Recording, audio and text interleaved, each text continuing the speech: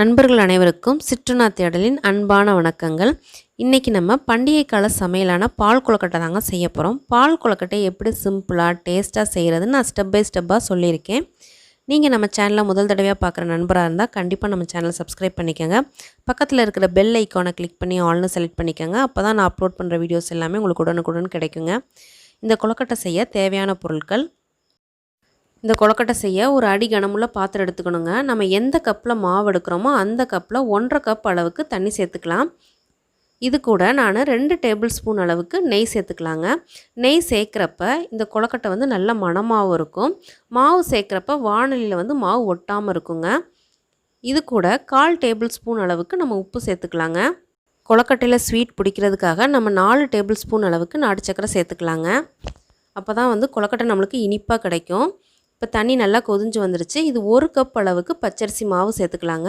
கொஞ்சம் கொஞ்சமாக மாவு சேர்க்கணும். நம்ம அடுப்பு ஆஃப் பண்ணிடணும். அப்போ தான் மாவு நல்லா கெட்டிப்படாமல் இருக்கும். இது நல்லா மிக்ஸ் ஆகிற மாதிரி சூடான பதத்திலே நல்லா கிளறி விட்டுணுங்க. இப்போ எந்த ஒரு கெட்டி இல்லாமல் இருந்தால் தான் கொழுக்கட்டை பிடிக்கிறதுக்கு ஈஸியாக இருக்கும். நான் 4 டேபிள் ஸ்பூன் அளவுக்கு கோதுமை மாவு சேர்த்துக்கிறேன். கோதுமை மாவு சேர்க்கறதுனால கொழுக்கட்டை உருட்டுறப்ப கொழுக்கட்டையோட மேல் பகுதியில் விரிசல் விழுகாமல் நல்ல அழகான உருண்டைகளாக நம்மளுக்கு கிடைக்குங்க. அதே நேரத்தில் பாகில் மிக்ஸ் ஆகிறப்ப கொழுக்கட்டை உடையாமல் முழு கொழுக்கட்டைகளாக நம்மளுக்கு கிடைக்கும். மாவு ரெடி ஆகிடுச்சு. இப்போ நம்ம இதை சூடோடு பிசைஞ்சு எடுத்துடணுங்க. சூடு பொறுக்க முடியல நீங்கள் ஃபீல் பண்ணிங்கன்னா பக்கத்தில் ஒரு பாத்திரத்தில் தண்ணி வச்சு தொட்டு தொட்டு பிசைஞ்சு எடுத்துக்கலாம். குறைஞ்சது இது ஒரு 5 நிமிஷம் வரைக்கும் நல்லா பிசைஞ்சு எடுத்துக்கணுங்க. பச்சரிசி மாவு தானே எங்கே சாஃப்டாக வரப்போகுதுன்னு மட்டும் நினைக்காதீங்க. இது சப்பாத்தி மாவு மாதிரி நல்லா சாஃப்டாக இருக்கும். மாவு நல்லா சாஃப்டாக ரெடி ஆகிடுச்சுங்க. இப்போ நம்ம ஒரு சப்பாத்தி கட்டையில் சின்னதாக ஒரு உருண்டை எடுத்துக்கலாங்க. கை வச்சு நல்லா உருட்டி எடுத்துக்க போகிறோம். 2 கையும் யூஸ் பண்ணி இந்த மாதிரி அழுத்தி விட்டீங்க அப்படின்னா நல்லா நீளமாக ஒரு நூடுல்ஸ் மாதிரி கிடைக்குங்க. இதை நம்ம கத்தி வச்சு சின்ன சின்ன துண்டுகளாக கட் பண்ணி எடுத்துக்க போகிறோம். அதுதான் நம்மளுக்கு ரொம்ப ஈஸியான மெத்தடு. ரொம்ப சன்னமாக தேய்ச்சிடக்கூடாதுங்க. கொழுக்கட்டைகள் 1/4 இன்ச் அகலம் இருக்கிற மாதிரி தேய்ச்சி எடுத்துக்கணும். இப்போ நான் பாதி மாவை இந்த மாதிரி உருட்டி எடுத்துருக்கேங்க. பேலன்ஸ் உள்ள மாவை சின்ன சின்ன உருண்டைகளாக உருட்டி எடுத்துக்க போகிறேன். நீங்கள் விரும்புனா உருண்டைகள் உருட்டிக்கலாம், இல்லாட்டி எல்லாத்தையுமே நீள்வாக்கில் உருட்டி எடுத்துக்கலாங்க. இப்போ நம்ம எல்லா உருண்டைகளையும் உருட்டியாச்சு. நம்ம பாகு காய்ச்சிக்கலாம். நான் இன்றைக்கி 1 கப் பச்சரிசி மாவு எடுத்திருக்கேங்க. அதுக்கு 1 கப் நாட்டு சக்கரை எடுத்து 1/4 டம்ளர் தண்ணி வச்சு காய்ச்சி வடிகட்டியிருக்கேன். இப்போ நான் 2 டேபிள் ஸ்பூன் அளவுக்கு பாசிப்பருப்பு எடுத்திருக்கேங்க. பாசிப்பருப்பை பொன்னிறமாக ஃப்ரை பண்ணி பொடிச்சு எடுத்துக்க போகிறோம். பொதுவாக பாசிப்பருப்பை வேக வச்சு சேர்க்குறப்ப இதோட ப்ராசஸ் ரொம்ப லேட் ஆகும். இப்போ நம்ம இந்த மாதிரி வறுத்து பொடிச்சுக்கிட்டோம்னா இது வேகமாக நம்மளுக்கு இந்த பால் கொழுக்கட்டை ரெடி ஆயிரும். இது ரவை மாதிரி பொடிச்சு எடுத்துக்கணும். இப்போ இந்த பதத்தை உங்களுக்கு காமிக்கிறேன். இந்த மாதிரி ஒரு ஸ்டேஜில் இருக்கணுங்க. இப்போ நான் ஒரு பெரிய வாணலியில் 1/2 லிட்டர் அளவுக்கு பால் சேர்த்துக்கலாம். பால் நல்லா கொதிஞ்சு வரணும். இதுக்கு இடையில் பொடிச்சு வச்சுருக்க பாசிப்பருப்பை கொஞ்சமாக தண்ணி விட்டு கெட்டி இல்லாமல் கரைச்சி எடுத்துக்கணுங்க.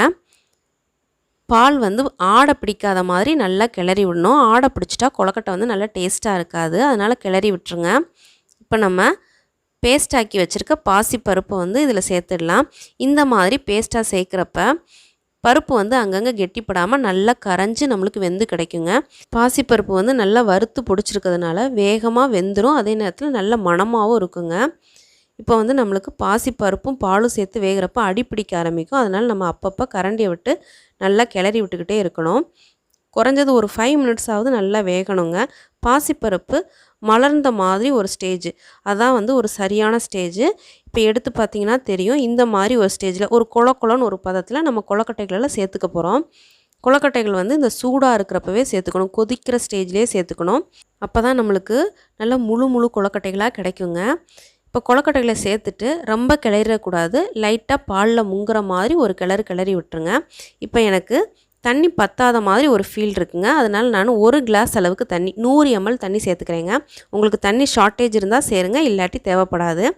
இப்போ ஒரு லைட்டாக ஒரு கிளறி விட்டுருங்க. அடி பிடிக்காமல் இருக்கணும் இல்லையா, அதுக்காக. நம்மளுக்கு கொழுக்கட்டைகள் வெந்துருச்சான்னு இப்போ பார்த்துடலாம். நான் ஒரு ஃபோர்க்கை வச்சு லைட்டாக கீறி பார்க்குறேங்க. எந்த ஒரு பச்சை மாவும் தெரியல. இப்போ இதில் நம்ம பாகு ஆட் பண்ணிக்கலாங்க. நான் நாட்டு சக்கரை பாகை காய்ச்சி வடித்து வச்சுருக்கோம் இல்லையா, அதில் சேர்த்துக்கலாம். நாட்டு சக்கரை பாகு ஓரளவுக்கு தண்ணியாக தான் இருக்கும். அது ரொம்ப நேரம் இதில் கொதிக்கணுன்ற அவசியம் கிடையாது. பால் கொழுக்கட்டையை பொறுத்த வரைக்கும் கொஞ்சம் நேரம் ஆக ஆக கெட்டியாக ஆரம்பிக்கும். அதனால் ஆரம்ப ஸ்டேஜில் எப்பயுமே நம்ம தண்ணியாக தான் காய்ச்சி வைக்கணும். இப்போ பார்த்தீங்கன்னா லைட்டாக ஒரு கொதி வர வரைக்கும் நம்ம வெயிட் பண்ணணும். ரொம்ப கொதிக்க விட்டாலும் வந்து பால் திரஞ்சு போயிடும். இந்த மாதிரி ஒரு கொதியில் நான் கொஞ்சமாக ஏலக்காய் தூளை போட்டு இறக்கி வச்சிடுறேங்க. நான் 2 டேபிள் ஸ்பூன் அளவுக்கு நெய் சேர்த்துக்கலாங்க. இதில் கொஞ்சமாக முந்திரி பருப்பு போட்டு ஃப்ரை பண்ணிக்கலாம். கொஞ்சமாக உலர் திராட்சைகளையும் போட்டு நல்லா ஃப்ரை பண்ணி எடுத்துடலாங்க. நம்மளோட சூப்பரான பால் கொழுக்கட்டை ஹெல்த்தியான மெத்தடில் ரெடி ஆயிடுச்சு. இது எப்படி இருக்குன்னு செஞ்சு பார்த்துட்டு எனக்கு கமெண்ட் பண்ணுங்கள். நம்ம வீடியோ பிடிச்சிருந்தா லைக் பண்ணுங்கள், ஷேர் பண்ணுங்கள், நம்ம சேனலை சப்ஸ்கிரைப் பண்ணுங்கள். சிறு உலாவோடு தொடரட்டும் சிற்றுணாவின் சுவைப்பயணம். நன்றி, வணக்கம்.